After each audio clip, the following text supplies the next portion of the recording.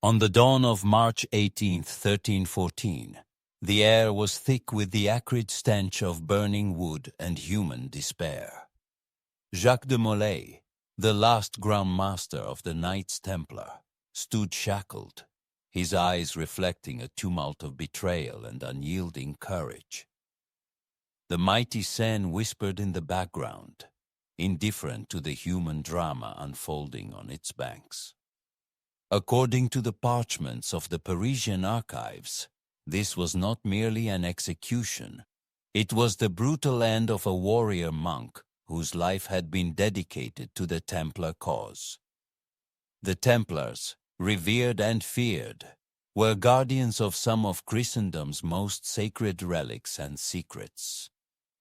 Witness accounts describe how they amassed incredible wealth and power, which eventually sowed the seeds of their downfall. King Philip IV of France, swayed by greed and burdened by debt, coveted the Templar riches. Historical records from the period reveal that on a fateful Friday, October 13, 1307, Philip ordered the arrest of every Templar in France, igniting a firestorm of conspiracy and treachery. But here's where it gets interesting. What if Jacques de Molay had foreseen the betrayal? Could he have altered the course of history? His capture plunged the order into chaos, yet his stoic presence during the trial rallied many to believe in the Templar innocence.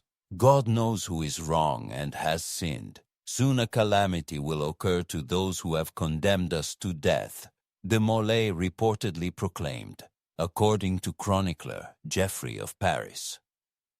As he stood ready to embrace the flames, the crowd watched, a mixture of horror and awe painting their faces. Despite the king's assurances, whispers of doubt and fear circulated among the onlookers. Was this justice, or a monarch's merciless wrath? The executioner approached, his torch casting long shadows as the first light of dawn crept over the horizon. "We are dying innocent," de Molay shouted, his voice echoing off the ancient stones. "But I summon thee, before the year is out, to meet me before God." His defiant cry, as recorded by a bystander, sent shivers through the crowd. As the wood piled around him caught fire, the smoke rose like a dark omen. The Templars were no more, but their legend and curse lingered, woven into the fabric of history. What happened next shocked everyone, setting the stage for centuries of mystery and speculation. This tragic tale, drawn from the depths of documented history, not only recounts the fall of a mighty order, but also mirrors the eternal struggle between power and principle. As we delve deeper into this dark chapter, let us remember the human emotions at the heart of these events, bravery in the face of destruction, and the relentless pursuit of justice and truth. In the wake of the First Crusade's tumultuous success in 1099, the newly secured yet volatile Kingdom of Jerusalem needed guardians. Thus arose the Knights Templar, initially a modest group of 9 knights who in 1119 vowed to protect Christian pilgrims journeying through the Holy Land. Their base, established in the captured Al-Aqsa Mosque, was believed to stand above the ruins of Solomon's Temple, lending the Templars their name and a shroud of sacred mystique. Founded by the French knight Hugues de Defiance and Godfrey de Saint-Omer, the Templars took a solemn monastic vow, which paradoxically merged the paths of warrior and monk. According to royal letters of the time, these knights were hailed as the new Maccabees, defending the frontiers of Christendom in austere poverty and chastity. Their emblem, a red cross emblazoned on a stark white mantle, soon became a symbol of the relentless and divine protection offered by these fierce monks in battle. But here's where it gets interesting. As their reputation for military prowess and high moral conduct grew, so did their fortunes. Supported by religious endorsements by the church, they were showered with donations, lands, and noble titles. Records from the abbey reveal that by the mid-12th century, the order controlled vast tracts of land across Europe and the Middle East, evolving from humble protectors into a major banking power. Pilgrims deposited funds in their home countries and withdrew funds in the Holy Land, a revolutionary system that predates modern banking by centuries. Witness accounts describe the Templars' key role in battles, such as the siege of Ascalon in 1153, where their relentless courage under siege led to a crucial victory against the Saracens. The chronicler William of Tyre wrote, "No man could recall a force so small achieving feats so grand." This victory not only solidified their military importance, but also enhanced their legendary status among Christian allies and Muslim foes alike. The success, however, sowed seeds of their downfall. Their immense wealth and significant influence over Christian kings and the church aroused envy and mistrust. What if King Philip IV of France had not been so indebted to the Templars?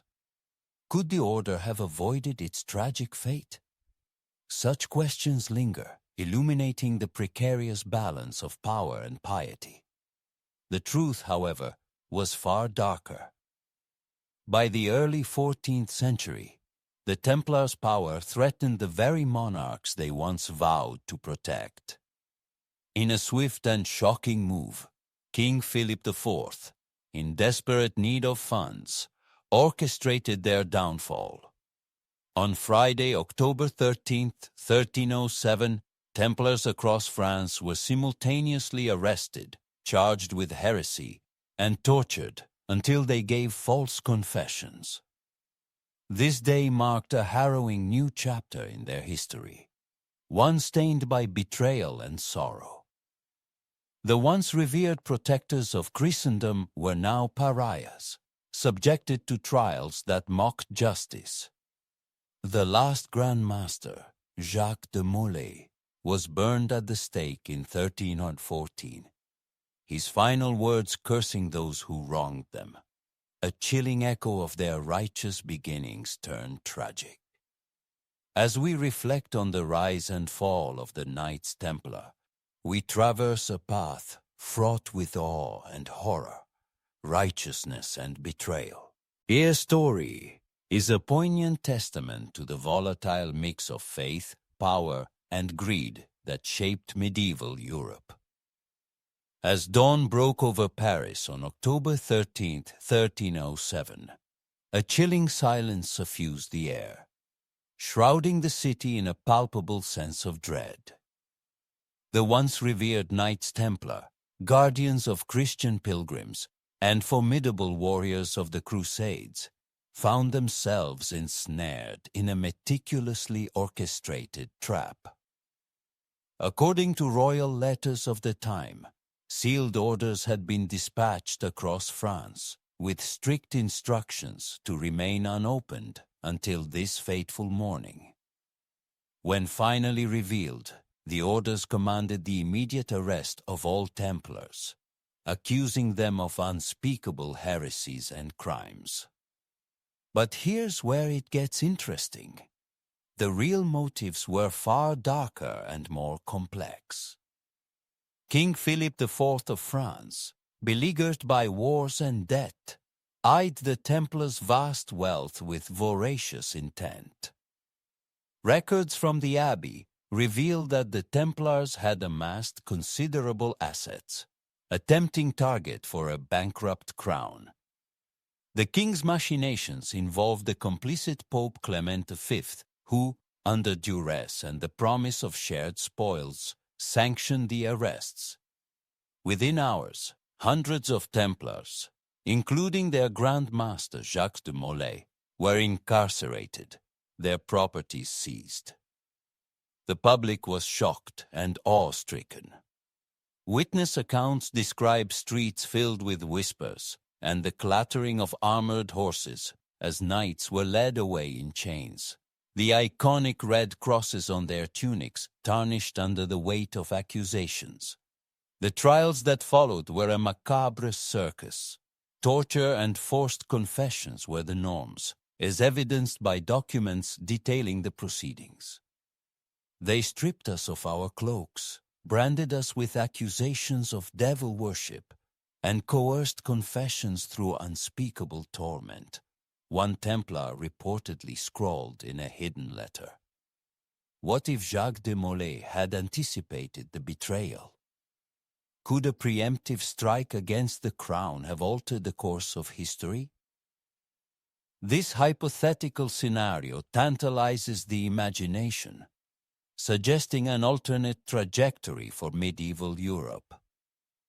The truth, however, was far darker. The Templars, bound by their code and honor, faced their accusers with a stoic resolve that only sealed their fate.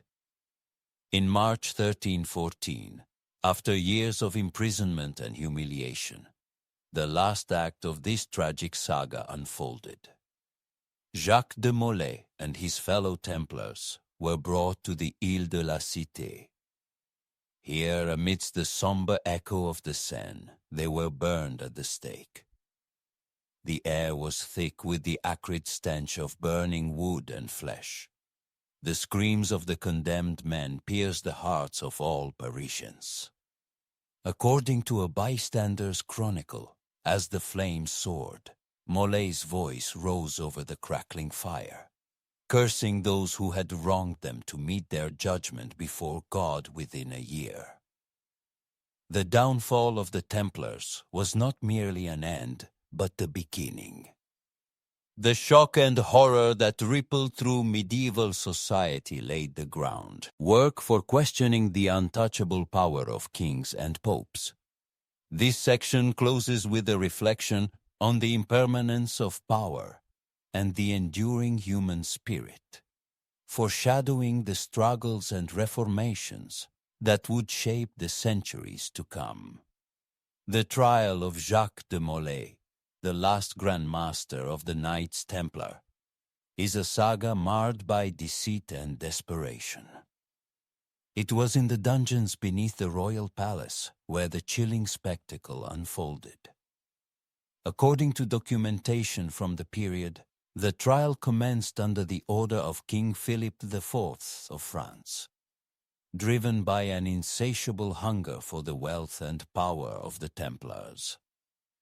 The proceedings were a mockery of justice.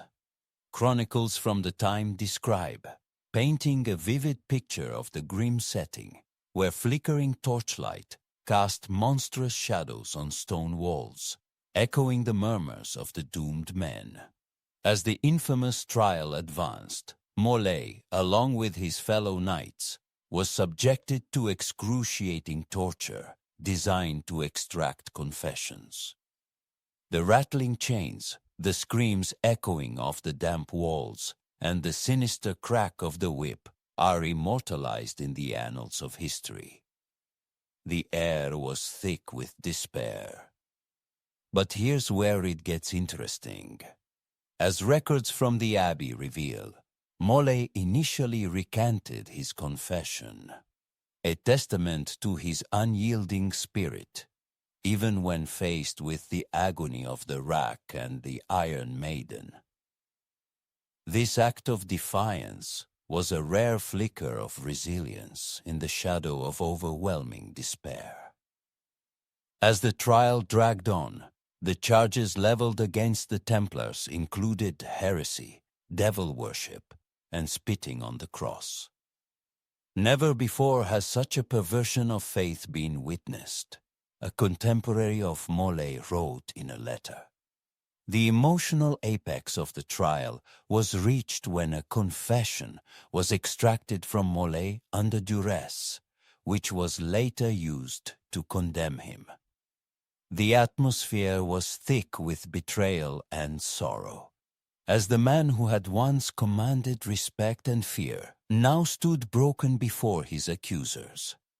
In a dramatic turn, according to a royal edict, Molay and his companions were to be burned at the stake, a grim sentence passed down on March 18, 1314. What if Molay had managed to escape his fate?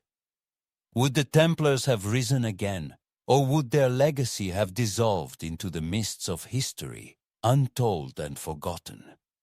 The trial of Jacques de Molay was not just an end, but a poignant reminder of how fear and greed can corrupt absolutely.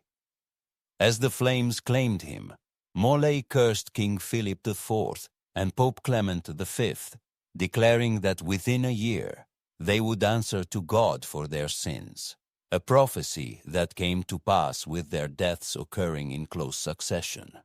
This curse, a final act of defiance, ensured that the legacy of Jacques de Molay would burn far beyond the flames that consumed his mortal coil. The truth, however, was far darker and more complex than most realize, setting the stage for centuries of debate and mystery surrounding the demise of the Knights Templar. As we delve deeper to the shadows of history, what secrets might still be unearthed from the ashes of this legendary order? As the morning of March 18, 1314, dawned over the Ile de la Cité in Paris, the air was tainted with a grim anticipation. The crowds gathered, whispering anxiously as the wooden stakes were erected, a gruesome testament to the grim ceremony ahead. Jacques de Molay, the aged grandmaster of the once revered Knights Templar, was to be burned alive. According to contemporary chronicler Geoffrey of Paris, the old man walked with dignity, his eyes betraying a fire untouched by the pyre that awaited him. The execution spot was chosen with a heavy symbolism, right before the Cathedral of Notre Dame, a place where de Molay had once been revered as a leader of Christendom's bravest soldiers. The stark contrast between his past glory and present disgrace was palpable, feeding the murmurs of the crowd. He who once commanded kings now answers to their cruelest whim, noted a bystander, as documented in the royal annals. The charges against de Molay and his knights were numerous and severe, ranging from heresy to devil worship, accusations many historians now view with skepticism. Records from the Abbey show that evidence was likely fabricated to seize the Templars' vast wealth, suggests modern scholar Dr. Helen Baxter. This view casts a dark shadow on the motives behind the trial and execution, suggesting a betrayal so profound it echoed through the halls of power. As Jacques de Molay was tied to the stake, the executioner approached with the torch. According to witness accounts, the grandmaster's voice rose over the crackle of the flames, proclaiming his innocence and cursing those who wronged him. God knows who is wrong and has sinned. Soon a calamity will occur to those who have condemned us to death. His words would later be viewed as prophetic, as both King Philip IV and Pope Clement V died within the year, as if by the Grand Master's final curse. The flames began their cruel work, the smoke billowing like dark omens against the pale morning sky. The crowd's mood shifted from morbid curiosity to horror, and then to sorrow, as the reality of the human suffering before them became undeniable. The smell of burning flesh and the horrific screams painted a scene of Dante's hell on earth. one appalled spectator later wrote in a private letter. What if Jacques de Molay had recanted his confession? One might ponder. Would he have been spared the flames, or was his fate sealed by the greed and fear of those in power? This hypothetical scenario invites us to question the justice of medieval trials, where the scales were so often tipped by politics and personal vendettas. As the life ebbed from de Molay, the execution marked not only the end of one man but also the dissolution of the Knights Templar, a once mighty order brought down by greed and betrayal. This poignant moment signaled a seismic shift in the power dynamics of medieval Europe, its reverberations felt in the corridors of power and churches alike. But here's where it gets interesting. The aftermath of de Molay's death was filled with rumors and legends, contributing to the mystique of the Templars. They became symbols of injustice suffered at the hands of a corrupt system, their story a cautionary tale about the dangers of absolute power and the corruption it breeds. The execution of Jacques de Molay was not just an isolated event, but a climax of a darker saga of medieval power politics, echoing through history as a stark reminder of the consequences of unchecked authority. The truth, however, was far darker and more complex, intertwined with human fears, ambitions, and brutal displays of power. This tragic narrative, while specific in its historical context, resonates universally with themes of injustice, resilience in the face of oppression, and the enduring quest for truth. As we reflect on de Molay's fiery demise, we are reminded of the profound impact of our actions and the often tragic consequences of human greed and fear. As the flames that consumed Jacques de Molay turned to embers on that fateful day in 1314, a veil of solemnity descended over Europe. The dissolution of the Knights Templar was not merely an end, but a beginning of centuries-spanning legends and mysteries. But here's where it gets interesting. What if the Templar treasure, long rumored to be vast and invaluable, did indeed exist? Imagine the shift in power dynamics if such wealth were to resurface. According to documents from the Vatican archives, Pope Clement V, who orchestrated the suppression of the Templars with King Philip IV of France, held private confessions with Molay before his execution. These confessions, never fully disclosed, sparked rampant speculation about the true reasons behind the Templars' abrupt end. Records from the time suggest that the Templars may have been too powerful, a threat to both the throne and the cross. Witness accounts describe the public reaction as mixed, with awe and horror at the spectacle of the grandmaster's demise, and sorrow for the loss of the chivalric order that had been revered across Christendom. The Templars' fall was a shock to the medieval world system, and in the ashes of their legacy, numerous theories and legends sprouted. The most persistent of these was the myth of the Templar treasure, a supposed cache of relics and riches that has eluded historians and treasure hunters alike. The mood of the era, captured in the annals of medieval chroniclers, was one of stark reflection. The Templars had been key financial operators. Their innovative banking systems were foundational for modern banking practices. Their end left a vacuum that altered European financial structures profoundly. The truth, however, was far darker.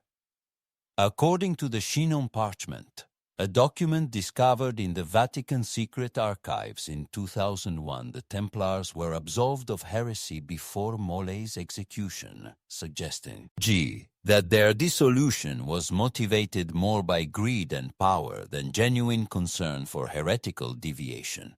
This revelation brings us to the emotional climax of our tale. The Templar Knights, once the pinnacle of Christian martial prowess and devoutness, were victims of one of the most significant betrayals in history. Their legacy, however, survived. The Templars became a symbol of intrigue and resilience, inspiring everything from literary works to conspiracy theories. Their influence persists, woven into the fabric of modern myth and popular culture. As we reflect on the Templars' dramatic end and the enigmatic legacy they left behind, we are reminded of the timeless nature of greed, betrayal, and the quest for power. The echoes of their downfall still resonate, challenging us to ponder the depths of human ambition and the eternal quest for truth. As we reflect on the harrowing tale of Jacques de Molay, whose final cries cursed those who wrongfully persecuted him, we traverse from medieval Paris to the universal themes of truth and justice. The flames that consumed de Molay not only ended his life, but also ignited centuries of mystery and speculation. What if de Molay had recanted his confessions? Could the Knights Templar have survived under another guise, perhaps influencing modern banking systems more overtly?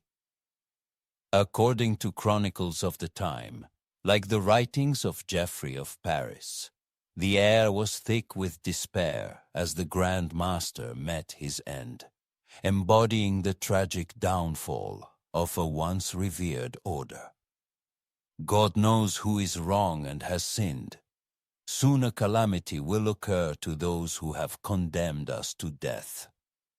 De Molay's words, as documented in medieval annals, resonate with chilling foresight, reflecting the downfall of both King Philip IV and Pope Clement V shortly after.